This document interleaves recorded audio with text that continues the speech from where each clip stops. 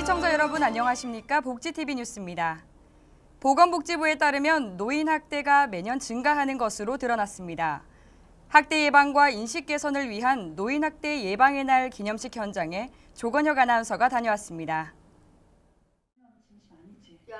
점점 빨라지는 사회 초고령화에 따라 최근 노인 학대 문제가 대두되고 있습니다. 보건복지부의 2017년 노인 학대 현황 보고서에 따르면 노인 학대로 판정된 건수는 2016년 4,280건에서 2017년 4,622건으로 1년 새 8% 증가했습니다. 하지만 노인 학대 건수는 계속해서 증가하지만 학대 피해 노인 신고율은 1000명당 약 6.4명에 불과했습니다. 이에 따라 보건복지부가 노인 학대에 대한 심각성을 인지하고 예방을 위한 제2회 노인 학대 예방의 날 기념식 개최와 노인 학대 예방 대책 방안을 발표했습니다. 첫째, 노인 학대의 낮은 신고율을 제고하기 위하여 신고 의무자 직군의 지속적 확대 및 교육을 실시하고 우리 주변의 이웃과 지역사회가 함께 힘을 모아 노인 학대를 조기에 발견하고 신속히 대응할 수 있도록 지역사회 네트워크 체계를 강화하였습니다. 이 밖에도 보건복지부는 가정 내 노인 학대를 해결하기 위한 학대 사례 심층 분석과 보호 강화 등 심리적 지원 체계 대책안을 시행할 예정이라고 밝혔습니다. 한편 이날 행사에서는 유공자 포상과 공모전 대상작 상장 수여식도 진행됐습니다. 복지TV 뉴스 조건혁입니다. 끊이지 않는 노인 학대. 가해자의 대부분이 가족이기 때문에 신고 자체가 잘 이뤄지지 않고 있는데요. 경찰이 집중 신고 기간을 운영하겠다고 밝혔습니다. 조건혁 아나운서입니다. 술에 취해 70대 노 부부를 무차별적으로 폭행하는가 하면 기분이 나쁘다는 이유로 노인을 발로 차기도 합니다. 노인 학대가 왜 발생한다고 생각하세요? 세대 갈등 때문에 그런 거 아니에요? 문제는 노인 학대 대부분이 이처럼 겉으로 드러나지 않고 가정 내에서 발생한다는 점입니다. 중앙노인보호전문기관에 따르면 가해자가 아들이나 배우자 등 가족인 경우가 87%에 달했습니다. 학대 피해를 보더라도 이를 가정사로 치부해버리거나 가족의 처벌을 원치 않아 신고를 꺼리게 되는 결과로 이어지는 겁니다. 어떻게 자식을 괜찮고 말해?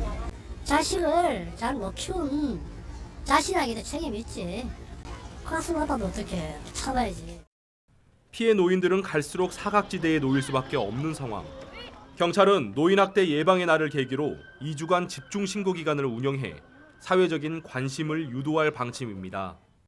가정의 문제로 이렇게 생각을 해서 적극적으로 개입을 주저하거나 신고하는 데 좀 부담을 느끼는 그런 인식들이 있는 것이 현실입니다. 그래서 이번 기회에 노인 학대가 좀 범죄라는 인식을 좀 높이고 피해 노인들을 적극적으로 좀 발굴을 해서 신고는 112번이나 노인 보호 전문기관인 1577, 1389번으로 하면 됩니다.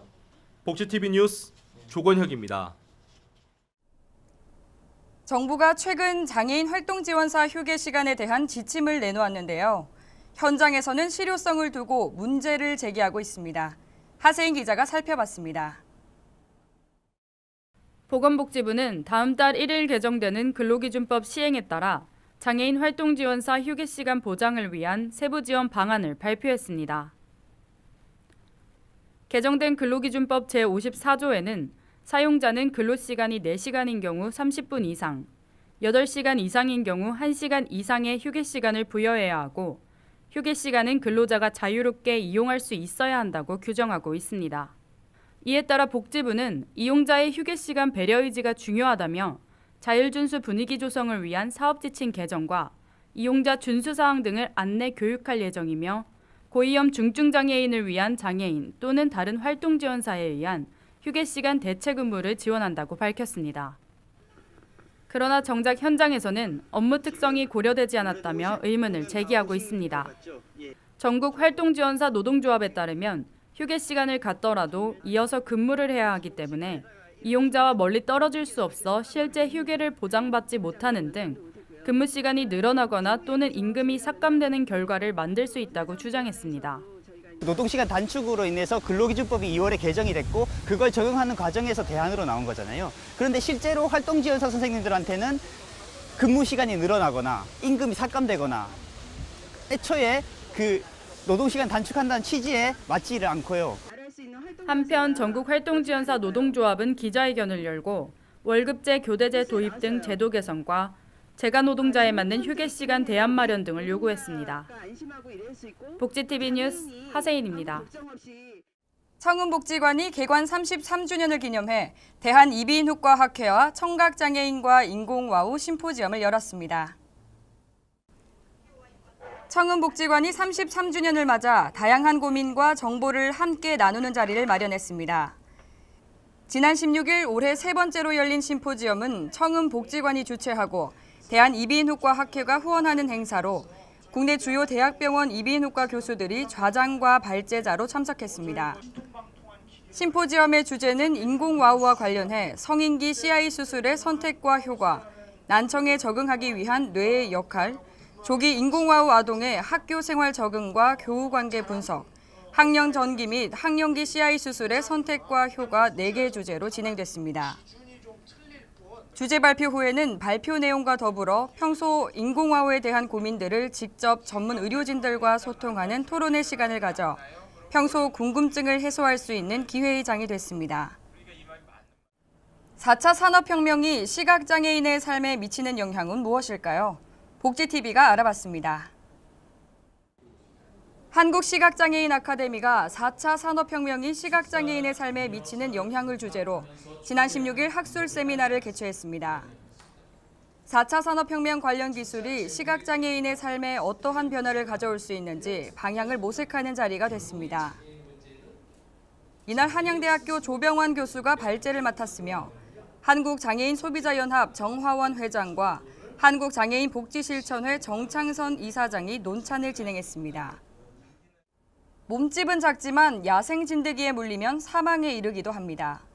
피부 노출을 최소화하는 등의 주의가 필요해 보이는데요. 자세한 소식 들어보겠습니다. 일명 살인 진드기라고 불리는 작은 소피 참 진드기는 녹음이 나는 4, 5월부터 활동을 시작합니다. 산과들을 돌아다니는데 물리면 중증 열성혈소판 감소 증후군이란 병에 걸립니다. 야외 활동이 많아지는 시기와 맞물리기 때문에 잔디나 수풀에 맨살이 닿지 않게 조심해야 합니다. 쯔쯔가뭇이라든가 그런 진드기라든가 이런 것 때문에 주로 잔디밭에 직접 앉거나 그러진 않고요. 이런 돗자리를 깔고 앉거나. 병에 걸리면 1, 2주의 잠복기를 거쳤다가 기침과 발열 등 감기와 유사한 증상이 나타나고 나중엔 구토, 설사, 출혈이 동반됩니다. 백신이나 예방접종 등 뚜렷한 치료책이 없어 면역력이 약한 어린이와 노약자는 더 위험합니다. 보존적인 치료로만 하고 있어서 치사율이 아직은 높은 편입니다. 주로 고령층이고 기저질환, 만성 기저질환이 있는 분들에게서는 치사율이 좀 더 높은 것으로 보고되고 있습니다. 경기 지역엔 지난 2013년까지는 감염 환자가 나오지 않았지만 그 이후 부쩍 늘고 있습니다. 이 병으로 목숨을 잃은 경우도 재작년부터 발생해 작년까지 17명으로 집계됐습니다. 올해는 지난 8일 경기도 양평에서 경기 지역 첫 사망자가 발생했고 작년보다 한 달 정도 이른 추세입니다. 올해는 5월 중에 3명 정도가 신고됐고 사망 환자도 나온 상황이라 각별한 주의가 필요합니다. 진드기에 물리지 않는 게 최선의 예방법입니다. 바깥 활동할 때 긴 옷 등으로 피부 노출을 최대한 줄이고 입었던 옷이나 돗자리는 바로 세탁하는 게 좋습니다. 진드기 기피제를 미리 뿌리고 물린 자국에 검은 딱지가 않거나 의심 증상이 생기면 신속하게 초기 치료를 받는 게 중요합니다. 복지TV 뉴스 손자희입니다. 세종시가 농아인의 날을 맞아 기념식과 수어 문화제를 열었습니다. 손이 만드는 소리가 세종을 물들이다를 부제로 열린 그 현장에 정효진 기자가 다녀왔습니다. 세종시 농아인협회 수어통역센터는 지난 16일 세종 호수공원에서 제6회 수어문화제를 개최하였습니다. 손으로 만든 소리가 세종을 물들이다라는 슬로건으로 열린 수어문화제는 농아인의 날을 기념해 농아인권권리선언과 공로 표창에 이어 수어 경연대회를 열었습니다. 모든 분들이 수어를 사용하실 수 있다면 청각언어 장애인분들은 장애인이 아닙니다. 수어문화제가 조금 더 확장된다면 세종 시민분들 모두가 수어를 할 수 있으셔서 저희 지역의 청각언어 장애인분들은 언제 어디서든지 수어로 자유롭게 소통하실 수 있는 세종시가 되었으면 좋겠습니다.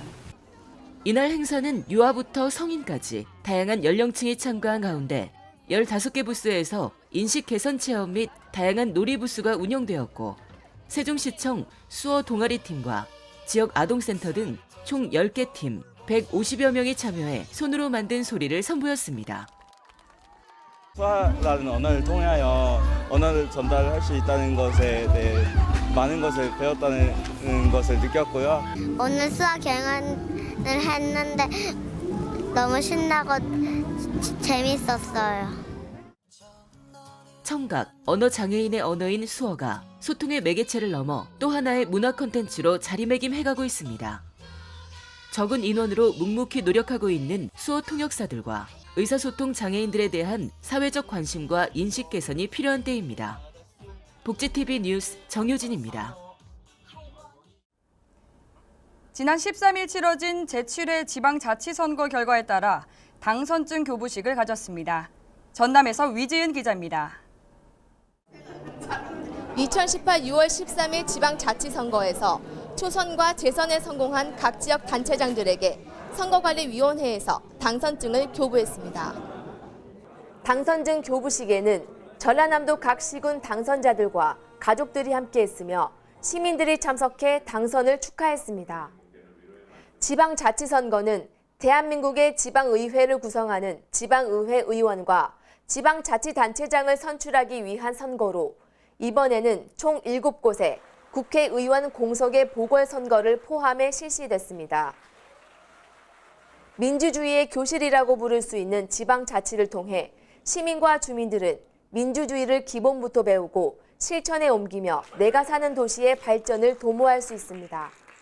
소중한 한 표 한 표로 뽑힌 각 시군 당선인들이 새로운 정책과 비전으로 시 군민들에게 윤택한 삶을 제공할 수 있는 자격을 부여받고 힘찬 출발을 시작했습니다. 복지TV 뉴스 위지은입니다. 예상보다 일찍 찾아온 불볕더위. 이를 대비해 홀로 사는 어르신들을 방문해 정을 나누는 손길이 있다고 합니다. 위지은 기자가 함께했습니다. 무더운 여름을 대비해 현대제철 순천노조가 홀로 사시는 어르신들의 건강과 안부를 살피며 훈훈한 정을 나눴습니다. 이 봉사단은 안전물품으로 가스 밸브 차단기, 안전바, 화재 경보기 등 가정별 맞춤형으로 지원해드리고 무더운 여름을 잘 보내시라고 방충망, 형광 등을 새로 교체 점검하며 어르신들을 챙겼습니다. 지난해에는 30가구를 대상으로 가정 방문 봉사 활동을 실시했고 올해 3, 5월에 각각 9가구 6가구를, 이번 6월에는 6가구를 방문해 총 51가구를 대상으로 진행했습니다. 지역사회의 불우한 분들을 위해서 노사가 공동으로 봉사활동을 전개하게 되었습니다. 전개 목적은 지역사회와 같이 함께하는 바람직한 노사활동의 일환으로서 작년부터 1년 가까이 꾸준하게 그렇게 진행하고 있습니다. 소외된 이웃을 돌보고 노약자에게 관심을 기울이는 이번 봉사활동은 살기 좋은 복지도시를 만들기 위해 노력하는 순천시의 정신과도 연계됩니다. 예전과 달리 이번에는 한 팀이 한 가정에 온전히 봉사해 필요 물품 전달에 그치지 않고 어르신 한 분 한 분의 마음을 더 깊이 헤아릴 수 있는 시간을 가져 의미가 깊었습니다. 현대제철 순천노조의 정기적인 방문이 어르신들과 꾸준한 관계를 형성시켜 노인복지 향상에 도움을 주고 시민생활복지에 기여하길 전망합니다. 복지TV 뉴스 위지은입니다. 6월 환경의 날을 맞아 고흥군이 플라스틱 공해 퇴치를 위한 캠페인을 열었습니다. 고흥군이 플라스틱과 일회용품 사용을 줄이기 위한 플라스틱 공해 퇴치 캠페인을 실시했습니다.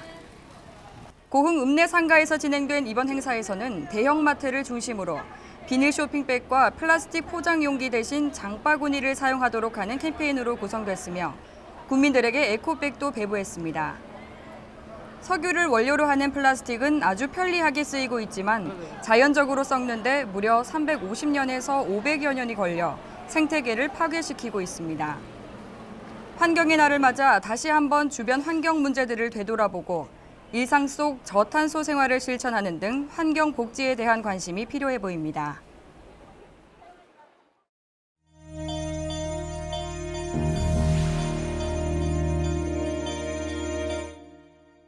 계속해서 간추린 소식 전해드립니다.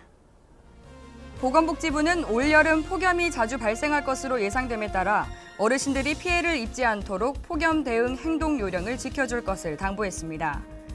이에 어르신들이 무더위 속에서 농사일을 하다가 피해를 입지 않도록 낮 시간대에는 야외 활동을 자제하고 무더위 쉼터 등을 통해 충분히 휴식할 것을 집중 홍보할 예정입니다. 보건복지부는 일상에서의 흡연이 주위 사람에게는 갑질이 될 수 있다는 내용의 5개 광고를 18일부터 대중교통과 버스 정류장에서 선보입니다. 이번 광고는 사회적 이슈로 떠오른 갑질을 주제로 사랑하는 사람과 함께 있을 때 담배를 피우는 행위를 다룬 연인편, 부하 직원의 흡연을 강요하는 직장 동료편, 비흡연자의 담배를 배우게 하는 군대편 등 총 3가지 시리즈로 구성됐습니다. 서울시 중구는 7월부터 소득과 관계없이 관내 모든 출산 가정에 산후 도우미 서비스를 지원한다고 밝혔습니다. 소득 기준과 상관없이 출산 예정일이 7월 1일 이후인 모든 출산 가정으로 서비스를 확대합니다.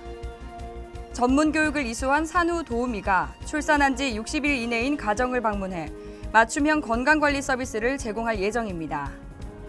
충청북도 교육청은 마을 비영리단체와 연계해 초등학교 1, 2학년생 가운데 교내 돌봄 교실을 이용하지 못하는 학생들을 대상으로 돌봄 시설을 운영합니다. 교육청은 지역 연계 돌봄 교실을 내년 2월까지 시범 운영하기로 하고 총 1억 2천만 원을 투입할 예정입니다. 전남 곡성군과 농촌 공중 목욕장이 연계해 운영하고 있는 농어촌 건강 증진 프로그램이 주민들의 건강 복지를 증진시키고 있습니다. 공중목욕장이 운영되고 있는 9개면 주민을 대상으로 요가와 풍물, 노래교실 등 목욕에서 운동, 운동에서 건강검진과 진료로 이어지는 원스톱 서비스로 운영되고 있습니다.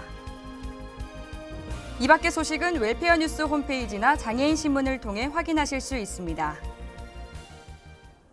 6.13 지방선거 당선자들이 7월 1일부터 임기를 시작합니다.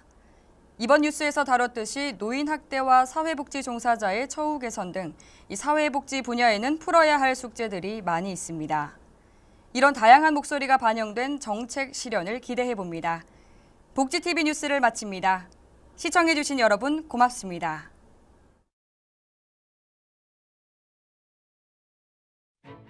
우리 주변에서 일어나는 불공정한 사례부터 억울한 사연, 따뜻한 미담까지 장애인 신문과 웰페어 뉴스 홈페이지를 통해 보다 다양한 소식을 접할 수 있습니다.